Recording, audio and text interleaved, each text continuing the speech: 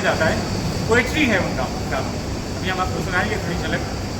एक के ऊपर हम लोगों के फोटो लेते, वो था 1984 में। एक के ऊपर हम लोगों के फोटो लेते, वो था 1984 में। 1984 में हमने मैडम, सबसे पहले अपना नाम बताइए और ये भी बताइए कि फिल्म आपने आपकी कौन सी फिल्म है और आपको कैसे ब्रेक मिला है? मेरा नाम तनुष्का शर्मा है। मैं इस फिल्म में आस्था का किरदार निभा रही हूँ और इस फिल्म से आने से पहले मैंने इससे पहले कोई प्रोजेक्ट नहीं किया।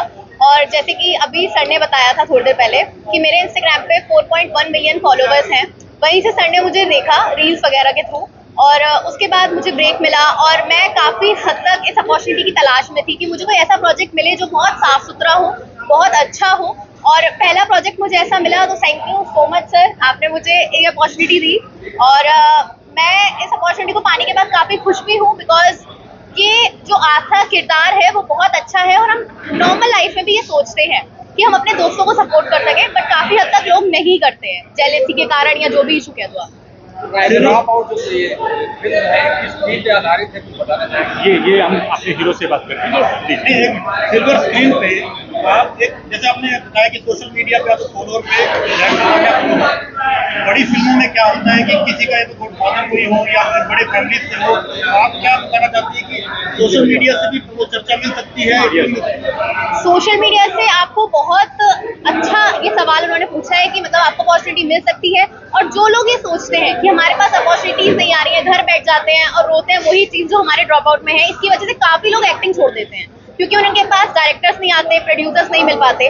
बट मैं लोगों को ये बोलूंगी कि जो भी लोग हैं, डायरेक्टर्स हैं, तो वो अपना जो कंटेंट है वो अपलोड करें छोटा छोटा करके शॉर्ट वीडियोस में या जैसे भी, अगर वो बजट नहीं लगा पा रहे हैं। जो प्रोड्यूसर्स हैं वो तो भाई पैसा है उनके पास, वो लगा ही देंगे। जो एक्टर्स हैं वो एक्टिंग छोड़ देते हैं, तो मैं उनसे बोलूंगी जितना हो सकता है अपनी जो तुम्हारी ऑडिशन क्लिप्स वगैरह है सारी चीजें अपलोड किया करो। पता नहीं कहाँ से भगवान सुन ले तुम्हारी और तुम्हें ढूंढ ले, प्रोड्यूसर्स और डायरेक्टर।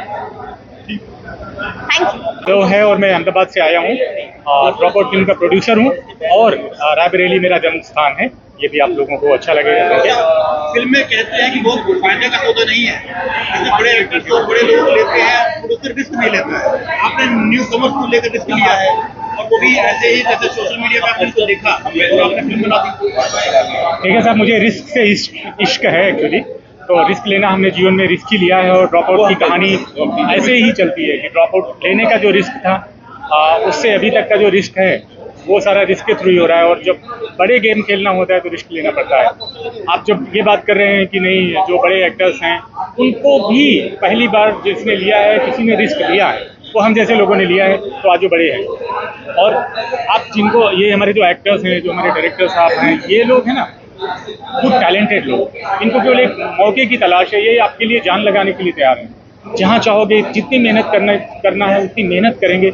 इसलिए जो प्रोड्यूसर्स हैं, जो लोग क्रिएटिव काम को सपोर्ट कर रहे हैं या बना रहे हैं, उनको हमेशा नए लोगों के ऊपर पूरा विश्वास दिखाने की जरूरत है। हाँ, टैलेंट को देखना जरूरी है कि वो टैलेंट है कि नहीं उनके अंदर एक्चुअली, और जेन्युइन पर्सन है कि नहीं। कई बार आप लोग ले लो नए एक्टर्स को और वो काम भी नहीं कर पा रहे हैं और सपोर्ट भी नहीं कर रहे हैं, तो वो प्रॉब्लम वाला काम है। हम बहुत अपने आप को खुशकिस्मत समझ रहे हैं इस मामले में कि हम सब लोगों की ये बड़ी पहली फिल्म है। डायरेक्टर साहब की भी हमारी बड़ी फिल्म पहली है, हमारी भी है, हमारे एक्टर्स की भी है। हम सब लोगों ने बहुत मेहनत किया है और पूरी उम्मीद है कि जहाँ तक अभी तक के मेरे पास फीडबैक्स आ रहे हैं, डूइंग वेरी वेल, बहुत अच्छा कर रही है।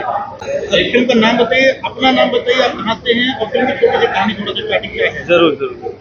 नमस्कार, मेरा नाम उदय सिंह है, मैं लखनऊ का रहने वाला हूँ। हमारी फिल्म का नाम ड्रॉप आउट है, मैं उसमें मुख्य भूमिका पंकज की निभा रहा हूँ।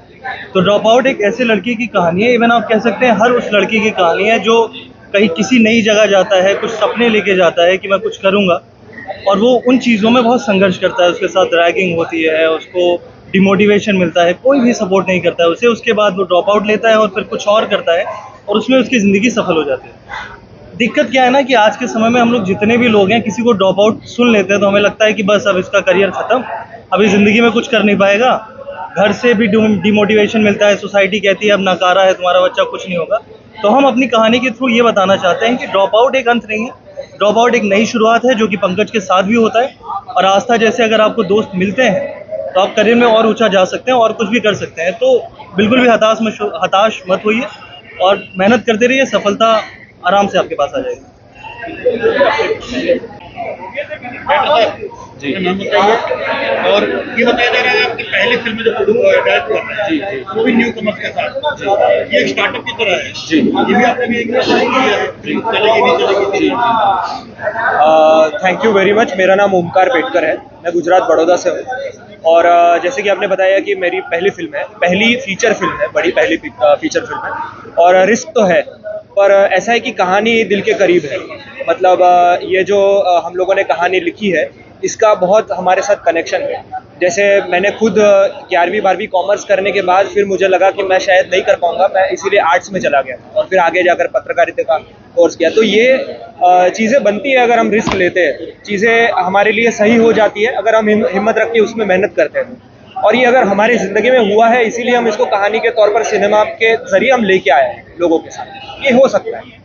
इसकी शूटिंग कुछ रायबरेली में भी हुई है क्या? रायबरेली में नहीं हुई है, लखनऊ में हुई है और पास में एक गांव है वहाँ पर हुई है। और बाराबंकी में काफ़ी उसका शूट हुआ है। लेकिन सारा शूट जो है वह यूपी में ही हुआ है।